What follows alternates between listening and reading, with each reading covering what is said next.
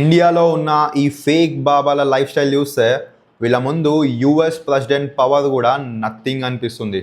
వీళ్ళ job description, వాళ్ళకి దొరికే పర్క్స్ తెలిస్తే మీ మైండ్ బ్లాక్ అయిపోతుంది.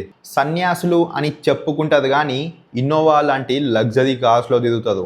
విచిత్రమైన వేషాలు వేసుకొని చెట్ల మీద కోతుల్లా గెంతుతూ సొసైటీకి క్లాసులు వీక్తారు. వీళ్ళు ఒక కట్టె పట్టుకొని సూర్యుడు వేడిని కూడా తగ్గిస్తామని సైన్స్కి దండం పెట్టిస్తారు. స్టేట్ సీఎంస్ను కూడా తమ కాళ్ళ దగ్గర కూర్చోబెట్టుకునే పవర్ ఉంది వీళ్ళకి. దేవుడి పేరు చెప్పి సోషల్ మీడియాలో రీల్స్ చేసి లక్షల్లో సంపాదిస్తారు. వాళ్ళ జేబుల్లో రూపాయి ఉండదు, కానీ భక్తి పేరుతో జనాలు 11,000 లీటర్ల పాలను నదుల్లో ఒలకబోసి నేచర్ని నాశనం చేసేలా బ్రెయిన్ వాష్ చేయగలరు. ఇదంతా ఎందుకు జరుగుతుందో తెలుసా? ఈ ఫేక్ బాబాల పవర్ మన సొసైటీలో ఉన్న ఎడ్యుకేషన్కి ఇన్వర్స్లీ ప్రపోర్షనల్ కాబట్టి. లాజిక్ చచ్చిపోయినంత కాలం వీళ్ళే కింగ్స్.